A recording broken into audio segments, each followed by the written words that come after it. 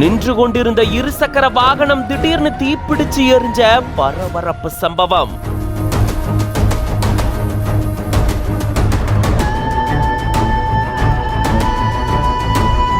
இருசக்கர வாகனத்துல அமர்ந்திருந்த தந்தையும் மகனும் பதபதச்சு போயிருக்காங்க.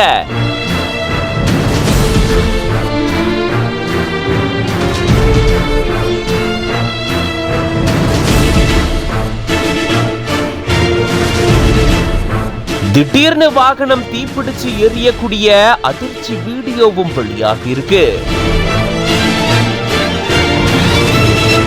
கேரள மாநிலம் பாலக்காடு மாவட்டம் மன்னார்காடு பகுதியை சேர்ந்தவர் ஹம்சகுட்டி. இவரு ஜிம்முக்கு போயிட்டு மீண்டும் வீட்டுக்கு போறதுக்காக கிளம்பி இருந்திருக்காங்க.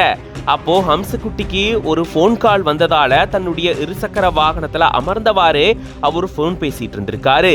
முன்னாடி அவருடைய மகன் நின்னுட்டு இருக்க திடீர்னு அவங்களுடைய இருசக்கர வாகனம் தீப்பிடிச்சு எரிஞ்சதா கூறப்படுது. உடனடியா சுதாரிச்சு கொண்ட ஹம்சகுட்டி தன்னுடைய மகனை அங்கிருந்து இறக்கி விட்டு அவரும் தப்பிச்சிருந்திருக்காரு. அதுக்குள்ள அக்கம் பக்கத்துல இருந்தவங்க உடனடியா விரைந்து வந்து தீய அணைச்சிருந்திருக்காங்க. இதனால மிகப்பெரிய விபத்து தவிர்க்கப்பட்டிருந்திருக்கு.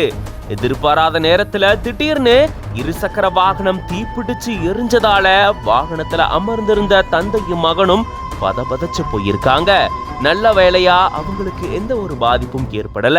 இது தொடர்பான பதபதைக்க வைக்கக்கூடிய சிசிடிவி காட்சி வெளியாகி இப்போ சமூக வலைதளங்கள்ல பகிரப்பட்டுட்டு வருது.